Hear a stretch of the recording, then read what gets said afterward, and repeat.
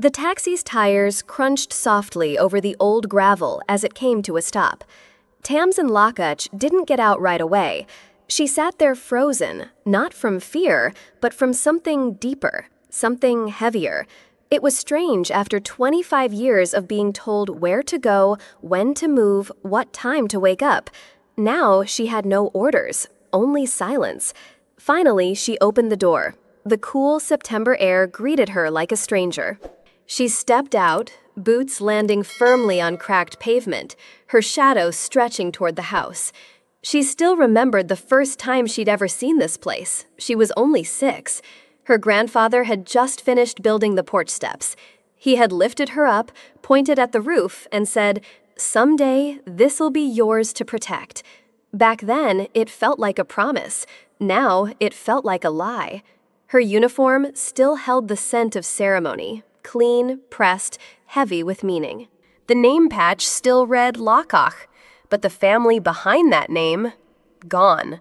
Or worse, changed. She looked at the porch. How many times had she raced up those steps barefoot with sticky fingers and scraped knees? How many Christmases had been spent here with cocoa in hand, fireplace crackling, and Grandpa humming jazz standards? The memories came in a flood, but the house didn't welcome her. The porch light above blinked erratically, not warm, not safe, just watching. She shifted her duffel bag on her shoulder and climbed the steps slowly. Each footfall sounded louder than it should have, like the house was listening, like it knew she didn't belong.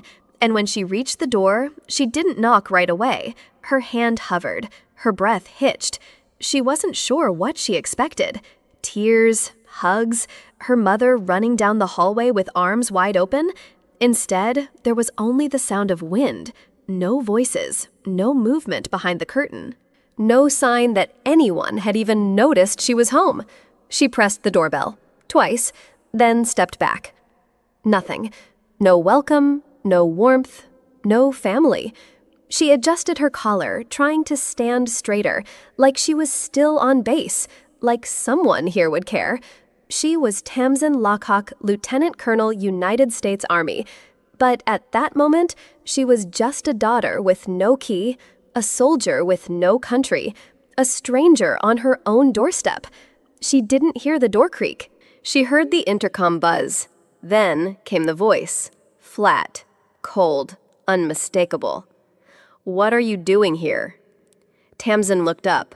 Her sister Delilah stood behind the glass on the second-floor landing. No smile, no hesitation, just a stare sharp enough to slice through memory.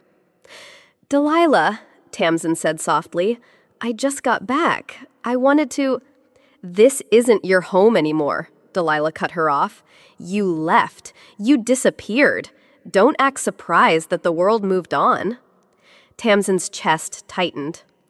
"I served our country," she whispered. "I missed Mom. I thought maybe I could just see her for a moment." Delilah didn't blink. "She doesn't want to see you. Neither does Dad." Those words landed like gunshots, but what came next was worse. Delilah raised her phone slowly, already dialing. "If you don't leave, I'm calling the police." Tamsin stood frozen. Her fingers curled into fists at her side, not in anger, not in defiance, in disbelief. She had faced warlords with RPGs and insurgents with homemade bombs, but nothing felt more humiliating than being erased by her own blood. She didn't move, so Delilah pressed call. 5 minutes later, the blue and red lights flashed. 2 officers stepped out of the cruiser, one young, one older with a military buzz cut that Tamsin instantly recognized. Recognition flickered in his eyes. "Lieutenant Colonel Lakach?" the older officer asked. She nodded, but his tone turned clinical. "I'm sorry, ma'am. This property belongs to Delilah Thatcher and Richard Lakach. You're not listed on any current deed or lease." The younger cop's voice was firmer. "We'll need you to step off the premises." Tamsin stared at the house. Her house, the one her grandfather had built, the one where her childhood was sewn into the walls. She stepped back, and the gate clanged shut behind her. In that moment, she understood something brutal. This wasn't war. This was exile. Tamsin didn't sleep that night. She parked 2 blocks away, engine off, coat zipped up to her chin. The house, her house, sat like a silent traitor at the end of the street. Its windows glowed soft amber, like everything was normal, but nothing was. At sunrise, she drove to the one person who might still believe her story, Ruth Clay. Old friend, now an attorney. Sharp eyes, sharper instincts. They met at a corner cafe off Jefferson Street. No hugs, no small talk. Just tension and the weight of too much unsaid. Ruth slid a tablet across the table. Thought you might want to see this. On the screen, 1450 Windmere Lane, listed under a private real estate holding company, Raven Crest Holdings, LLC. Tamsin blinked. I never signed anything. I never sold the house. Ruth didn't answer. She tapped again. The deed appeared official, notarized, and filed 3 months ago. Tamsin's name was right there, on the seller line. She leaned in. Her breath caught. The signature. It looked like hers, but it wasn't. She knew every curve, every slant of her own writing. Military precision drilled that into her. This one was close, but just wrong enough to burn. That's not my signature, she said, voice shaking. Ruth nodded. I know, but someone went to great lengths to make it look real. Wait, this name, Brian Calloway? Ruth scrolled the document, slowly tapping the screen. He's listed as the logistics contact for Raven Crest Holdings. Tamsin's jaw clenched. That's my sister's husband. Ruth nodded. He's tied to at least 3 supply chain accounts linked to this address, all international, all off the books. Shell companies, quick transfers. They moved fast. They knew what they were doing. Tamsin's chest burned. This wasn't just property theft. It was a coordinated operation. What about my father? Her voice was low, controlled. But beneath it, fury. Ruth hesitated, then flipped to another file. There it was, a signature. Richard Lockach, her father, on a warehouse lease, approved under Raven Crest Holdings. Your father authorized storage access through his government credentials, Ruth said. Tamsin, he signed off on everything. Tamsin sat back in her chair. The cafe around her blurred. Her father, her own blood. A man who once taught her how to hold a compass and read maps by moonlight had sold her legacy like surplus inventory. They didn't just steal the house, she whispered. They deleted me. Some wars are fought with guns. This one with firewalls, timestamps, and forged ink. Tamsin didn't have tanks or troops, but she had something more dangerous, Ruth Clay. Ruth was more than a lawyer. She was the kind of woman who didn't blink when staring down a billionaire's legal team. She had sharp suits, sharper instincts, and a memory like a steel trap. And she wasn't working alone. We'll need tech muscle, Ruth said. I've got 2 people in mind. First was Isaac Ning, cybersecurity analyst, former Air Force signals expert, now living in a basement full of blinking servers. Tamsin had served with him on a task force back in Ramstein. He was fast, quiet, lethal with a keyboard. Second was Kayla Cho, digital forensics investigator. No face, no name on paper. She worked through encrypted channels, voice always modulated. Her specialty, finding what liars try to bury. Within 24 hours, the team was formed. 3 laptops, 1 encrypted drive. A living room turned command center. This isn't about just getting the house back, Ruth said. This is about exposing everyone who touched this. Tamsin didn't blink. Then let's burn them document by document. The first clue didn't come from a witness. It came from a power bill. Ruth had pulled the utility records for 1450 Windmere Lane just to build a timeline, but the numbers made no sense. These spikes aren't normal, she said.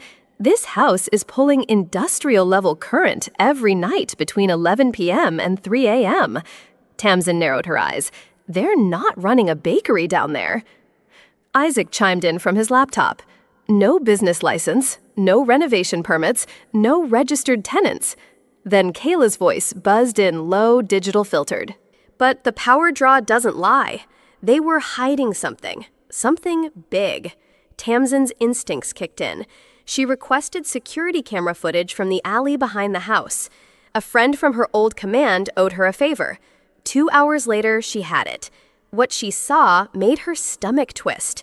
2 unmarked black vans, pulled up at 12:18 a.m., no license plates. 4 men, hoods up, gloves on, backed a crate the size of a freezer into the basement door. No words, no lights. Just silence, movement, and shadows. And leading them, Brian. They're using my family home as a front, Tamsin whispered. But for what? Kaylee responded. Whatever it is, it's off the books, untraceable, and expensive. Tamsin didn't flinch. Then we trace it anyway. It was nearly midnight when the message came. No name, no sender, just 5 words typed in all caps. If you're really Tamsin, come to Alley 9, 11 p.m., alone. Tamsin didn't hesitate. She put on black clothes, clipped a mic to her jacket, and slid a recorder into her coat pocket. She wasn't walking into this blind.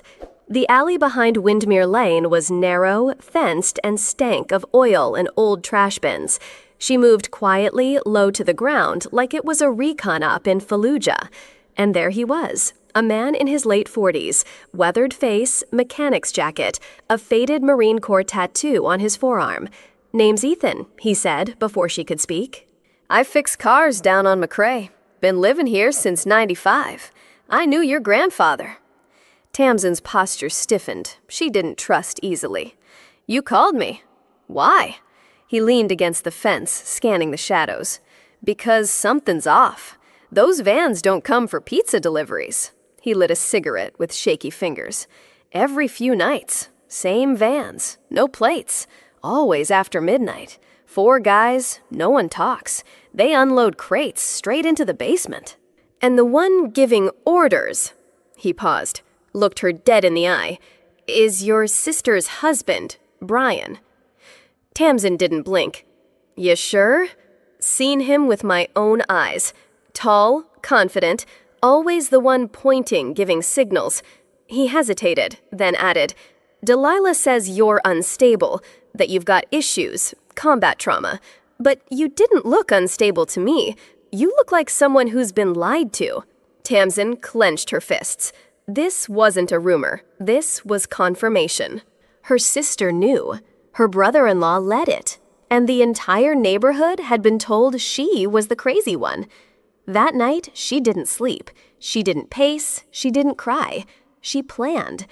At 11:37 p.m., dressed in black and moving like shadow, Tamsin returned to the alley. This time, she wasn't just watching. She was recording. She found a vent outside the basement wall, old, rusted, but wide enough to slip in a tiny mic. She wired the recorder, pressed on, and waited. Silence. Then, footsteps. A door creaked. Muffled voices. She held her breath. Through the metal grill, words came through, low, distant, but clear enough. First, Brian's voice. Calm, direct. We've got another shipment coming Thursday, same time. Then another voice, gravel-lined, southern cadence, slow, authoritative. Tamsin's spine went cold. She knew that voice. If the officer finds out, the voice said, sever the tie. Her stomach turned. It was him, her father. The man who taught her how to salute. The man who raised his glass at her promotion ceremony. The man who hadn't looked her in the eye since she returned. He wasn't just aware, he was leading it. Tamsin didn't flinch, didn't sob, didn't shout. She pressed save, then backed away one step at a time, vanishing into the shadows she once trained to master. Because soldiers don't always fight with bullets. Sometimes they fight with truth. The war room was quiet. Just the hum of fans, the clicking of keys, and 3 people dissecting a digital crime. Start with financials, Tamsin said. Kayla, already deep in the system, responded through a voice filter. Tracing now, multiple accounts, offshore, Cayman, Singapore, Luxembourg. Ruth leaned in, eyes narrowing. They used fake shell companies to move funds in cycles of 3 to 5 days. That's classic laundering. Isaac's fingers flew across the keyboard. Lines of code, IP logs, metadata blocks flooded the screen. "This here government signature chain," he muttered. "Access logs tied to military credential IDs. That's Tamsin's clearance, used without her consent." Tamsin's jaw clenched. Her own security clearance had been weaponized by her family. Then it got worse. Warehouse access forms filed under Ravencrest, Isaac said, signed by Richard Lockhawk, her father. Ruth's eyes met Tamsin's. He signed the lease on a government-registered warehouse storing untraceable shipments. So he wasn't just aware, Tamsin said quietly. He's the architect. Kayla's voice returned. Forgery on the deed. Tamsin's signature was replicated using a pressure-sensitive layer. But they missed one thing. Your original has a unique offset curve in the Z that's not present in the forged version. She pulled up 2 signatures side by side. The fake was good, but not perfect. Ruth slammed her laptop shut. This is enough to file injunctions, fraud, forgery, misuse of federal credentials, and conspiracy to commit contract abuse. Tamsin didn't speak. She didn't need to. Every lie they built had just collapsed under the weight of their own paper trail. The courtroom wasn't ready for her, but Tamsin Lockhawk was. She didn't walk in with a weapon. She walked in with evidence. And by her side, Ruth Clay, calm, composed, and carrying a manila envelope that would flip an entire case on its head. It started with an emergency injunction. "We're filing for a full freeze on all assets," Ruth told the clerk. "Properties, accounts, LLCs, and any federal contracts tied to Ravencrest Holdings." She handed over a file 2 inches thick. Deeds, wire transfers, authentication reports, notary suspensions, voice transcriptions. "This isn't just a forgery," Ruth added. "It's a coordinated conspiracy involving stolen military credentials, federal fraud, and money laundering." The clerk blinked.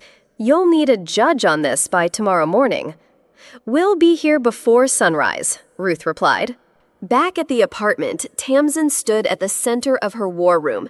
Documents covered the walls, flash drives labeled by code names, and in the middle of it all, her uniform, folded, pressed, waiting. She didn't feel like a victim anymore. "They thought they buried me," she whispered. "They didn't know I was the storm coming." They told her she had no place there. They told her she was no longer part of the family. They never expected her to walk in wearing the uniform they used to brag about. But Tamsin Lockhawk didn't walk in like a broken daughter. She walked in like a soldier. Polished boots, medals aligned, posture sharp, eyes sharper. She entered the courtroom not for revenge, but for reckoning. The room fell quiet as the double doors opened. Ruth walked just behind her, carrying the binder like a sword. At the front of the courtroom, 3 people turned toward the sound of those boots. Delilah, Brian, Richard. They didn't smile. They didn't speak. They stared. Delilah blinked twice. Her lipstick cracked. Brian stiffened in his suit, throat bobbing. And her father, he looked everywhere except at her. Cowards can't look truth in the eye. Tamsin took her seat behind the witness table. She didn't glance at them again. Not yet. She had something more important to do first. Tell the truth. Under oath. Tamsin didn't raise her voice. She didn't need to. The evidence did all the shouting. First came the forged deed. 2 signatures projected on a screen, one hers, one fake. The Z curve, Kayla had noted, is consistent in Tamsin's real signature. The forged version? It's mechanically replicated, no human nuance. Next came the wire transfers.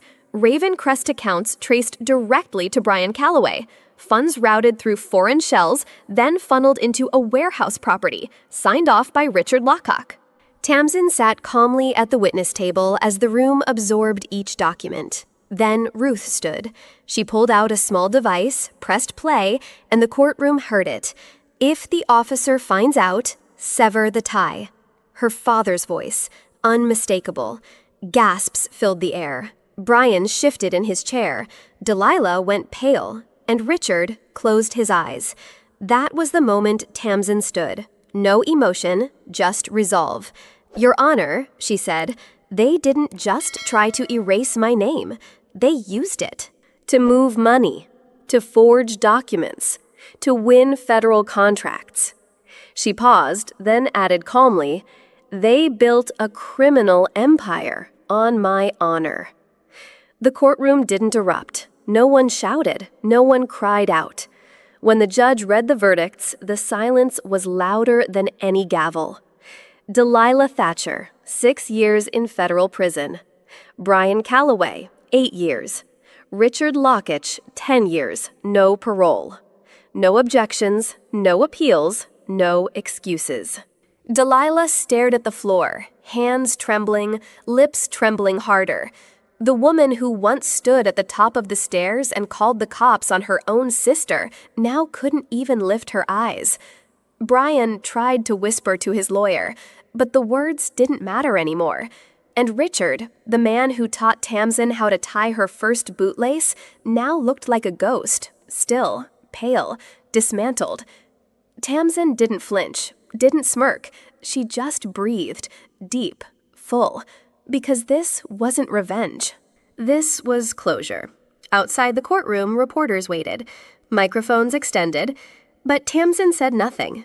Instead, an older veteran reached out his jacket, faded, but his eyes full of pride. "Colonel Lockitch," he said softly, "you reminded them. We still stand." Tamsin nodded once. That was enough. Tamsin never got the house back. She didn't need to. The porch, the hydrangeas, the attic full of childhood, they were never made of brick and wood. They were made of memory. And no one could take that from her anymore. She walked out of the courtroom not with keys, but with something more powerful, her name, her honor, and the truth spoken in open court. Weeks later, she visited the Defense Service Library. The building was cold, carved in stone. She walked past walls of names, each etched into black granite, honoring those who served. And there it was. Colonel Tamsin Lockach, Cyber Command, 1998-2023. She stared at it in silence, ran her fingers over the carved letters. No court could reverse that. No forged signature could overwrite it. It was permanent, like her resilience, like her truth. As she turned to leave, a group of young recruits passed by. One of them looked at her uniform. "That's you?" he asked, eyes wide. Tamsin smiled. "That's who I still am." Sometimes the deepest wounds don't come from the battlefield. They come from the very place we once called home. Tamsin Lockach didn't just fight for her country. She had to fight for her name, her honor, and her truth when they were betrayed by the very people who were supposed to protect them.